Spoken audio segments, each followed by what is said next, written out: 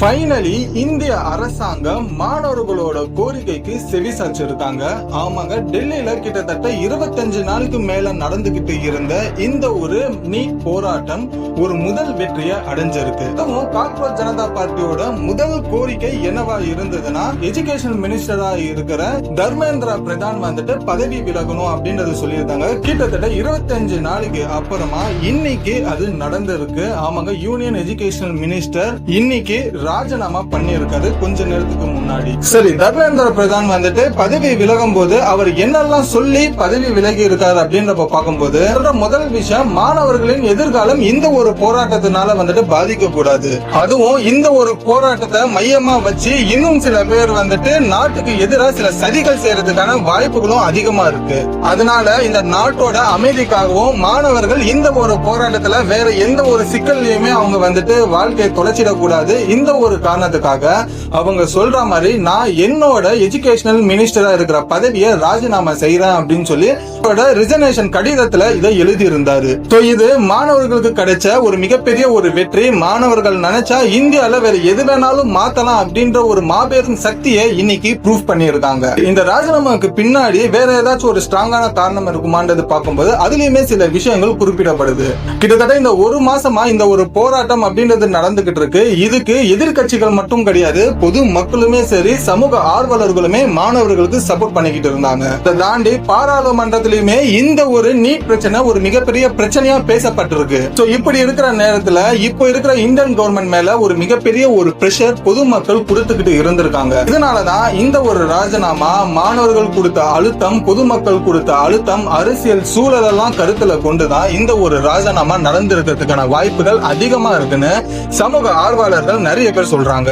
Cockroach Janata பார்ட்டியோட கோரிக்கைகளை வந்துட்டு இந்திய அரசாங்கம் ஏத்துக்கிட்டாங்க. காக்ரோச் ஜனதா பார்ட்டியுமே அவங்களோட சப்போர்ட்டர்ஸா இருக்கிற மாணவர்களுமே ஒரு முதல் படி வெற்றியா தான் இந்த ஒரு ராஜினாமாவை பாக்குறாங்க. மீதி ரெண்டு என்ன இருக்கு அப்படின்னு பார்க்கும்போது, இரண்டாவது கோரிக்கை, இந்த ஒரு நீட் பிரச்சனையில வந்துட்டு தற்கொலை பண்ண மாணவர்களோட குடும்பங்களுக்கு கிட்டத்தட்ட 1 கோடி ரூபாய் வந்துட்டு காம்பன்சேஷன் கொடுக்கணும். இது அவங்களோட இரண்டாவது ஒரு கோரிக்கை. மூணாவது கோரிக்கை என்னன்னா, இந்த ஒரு போராட்டத்துல கலந்துகிட்ட மாணவர்கள் யாரெல்லாம் அரெஸ்ட் செஞ்சிருக்காங்க, யார் மேல எல்லாம் வந்துட்டு கேஸ் போடப்பட்டிருக்கு, எஃப்ஐஆர் ஃபைல் பண்ணப்பட்டிருக்கும், அது எல்லாமே வந்துட்டு நிபந்தனைகள் இல்லாம கேஸ முடிக்கணும், எஃப்ஐஆர் எல்லாமே வந்துட்டு கேன்சல் பண்ணணும் தான் மூணாவது கோரிக்கை.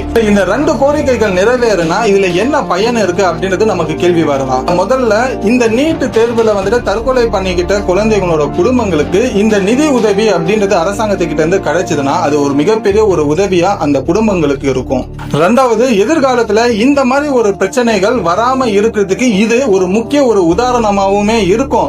அடுத்தது, இந்த மாதிரி ஒரு சம்பவங்கள் ஏதாவது ஏற்பட்டதுன்னா இந்த ஒரு பிரச்சனையை அடிப்படையா வச்சுக்கிட்டு நம்ம எங்க வேணாலும் இந்த ஒரு விஷயத்துக்காக ஒரு சொல்யூஷனுமே நம்ம கேட்கலாம். ரெண்டாவது கோரிக்கையில மாணவர்கள் மேல எந்த ஒரு எஃப்ஐஆர் கேஸுமே இருக்கக்கூடாது அப்படின்றது என்ன பயனை கொடுக்கும்னா, போராட்டத்துல கலந்துகிட்டு கேஸோ எஃப்ஐஆரோ அவங்க மேல ஏதோ ஒரு மாணவர்கள் மேல போட ஆரம்பிச்சாங்கன்னா ஃபியூச்சர்ல அவங்களோட வேலை வாய்ப்புக்குமே அவங்களோட படிப்புக்குமே ஒரு மிகப்பெரிய ஒரு சிக்கலா இருக்கும். அதனாலதான் இந்த ஒரு எஃப்ஐஆரும் கேஸையுமே நம்ம வந்து வித்ட்ரால் பண்ண ஆரம்பிச்சுட்டோம்னா இந்த ஒரு சிக்கல்கள் கிட்ட இருந்து அந்த மாணவர்கள் வந்துட்டு ஈஸியா அவங்களோட வாழ்க்கையில வந்துட்டு முன்னேறி போகலாம். அதனாலதான் இந்த ஒரு கோரிக்கையை நிறைவேற்றுங்க அப்படின்றதுமே வலியுறுத்துறாங்க. காக்ரோச் ஜனதா பார்ட்டியோட தலைவர்கள் சொன்னதுமே அடுத்த 2 மணி நேரத்துல 3ஆம் கட்ட பேச்சுவார்த்தை இந்திய அரசாங்கமுக்கும் சிஜேபிக்குமே நடக்க ஆரம்பிச்சது. அந்த ஒரு பேச்சுவார்த்தையில சிஜேபி கிட்ட இருக்கிற மீதி 2 கோரிக்கைகளுமே வந்துட்டு கவர்மெண்ட் அக்செப்ட் பண்ணிடுறோம் அப்படின்ற ஒரு விஷயத்தையுமே கன்ஃபர்மேஷன் கொடுத்திருக்காங்க.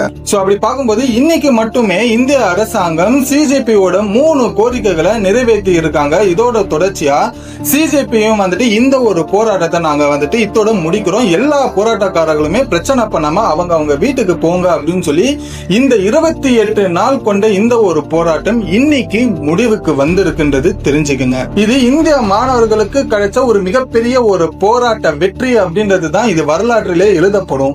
இப்போதைக்கு இருக்கிற நிலவரப்படி டெல்லியில இருக்கிற ஜந்தர் மந்தர்ல அங்க இருக்கிற போலீஸ்காரர்கள் வந்துட்டு அங்க இருக்கிற மாணவர்களை பொறுமையா வந்துட்டு வீட்டுக்கு போங்க அப்படின்ற ஒரு விஷயத்த சொல்லியிருக்காங்க. இதனால அங்க இருக்கிற கூட்டம் படிப்படியா இப்போதைக்கு குறைஞ்சிருக்கு. இதோட தொடர்ச்சியா சிஜேபியில இருக்கிற முக்கிய நபர்கள் கூடுதலா இன்னொன்னு ஒரு விஷயத்தையுமே இன்ஃபார்ம் பண்ணிருக்காங்க. இந்த 3 கோரிக்கைகளுமே கவர்மெண்ட் இப்போதைக்கு வந்துட்டு அக்செப்ட் பண்ணிட்டாங்க. ஆனா இது நடைமுறைக்கு கூடிய சீக்கிரத்துல வரணும்.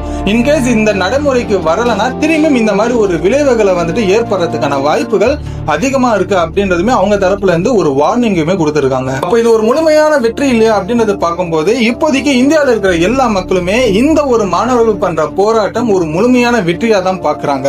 ஆனா நடைமுறைக்கு இது எவ்வளவு சீக்கிரத்துல வருதோ அப்பதான் இது கம்ப்ளீட்டடா ஒரு மிகப்பெரிய ஒரு வெற்றி அப்படின்றதே நம்ம கருத முடியும்.